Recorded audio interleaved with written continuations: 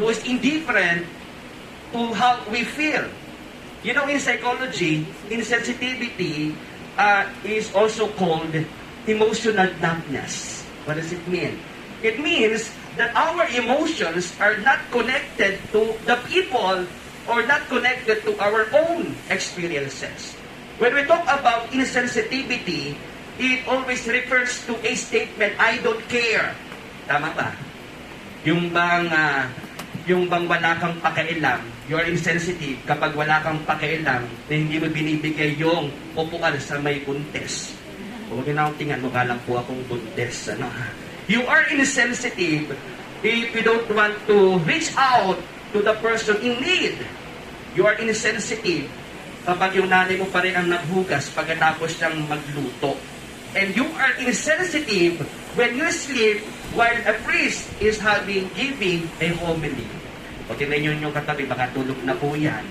Abay, insensitive nga yan. My dear friends, the question is, why are there people who are insensitive? The question, is it a sin to be insensitive to the needs of others? What do you think? Is it a sin? Yes. In the teaching of the Catholic Church, there are two kinds of sins. Tandaan po ninyo ito. What are they? Una, sin of commission. What does it mean? There are the sins that we should not have done but still did it.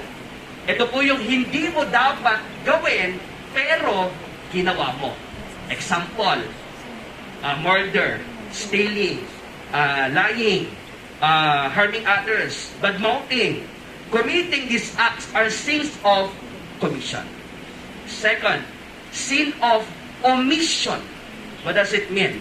There are the things that should have been done but still did not. Ito yung dapat mong gawin pero hindi mo ginawa. Example, helping the poor and those in need, caring for the sick, and giving food to the hungry. When we are insensitive to the needs of others, you are committing sin of omission. Remember that those who go to hell are not only those who did not something wrong, but also those who did not do something good. So let us be honest, my brothers and sisters.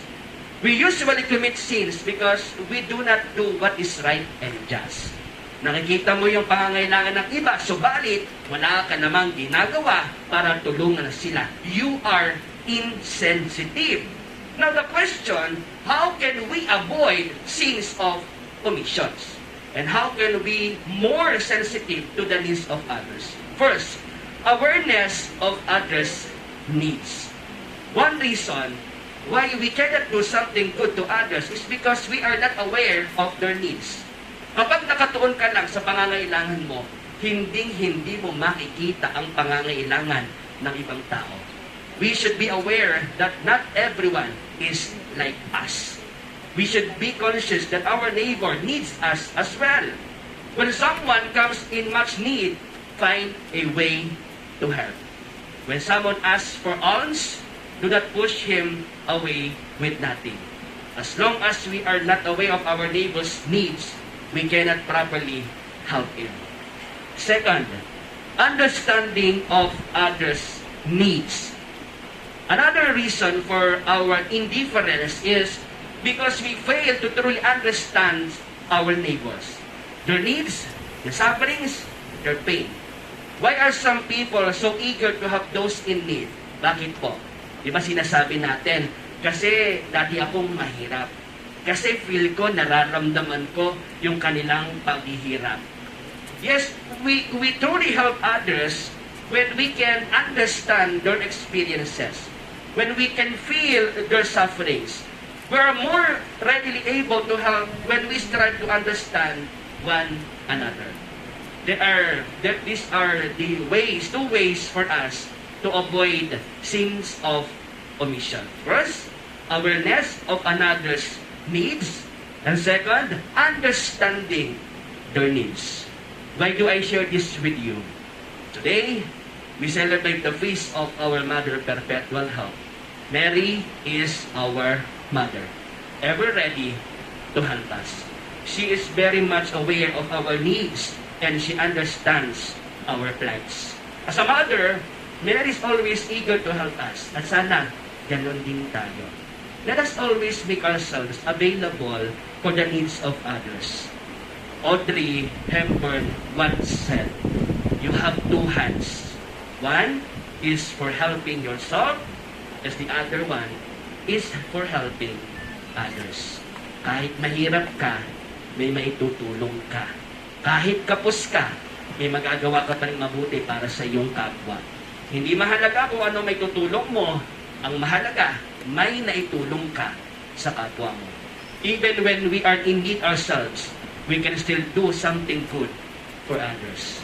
At bilang pagtatapos, nabasa ko yung quotation ata doon.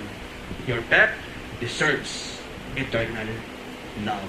The question, do you know why God did not allow our pets to speak? Do you know why? It is because to teach us that love is demonstrated not by words, but by actions. Our Mother Perpetual Help, pray for us.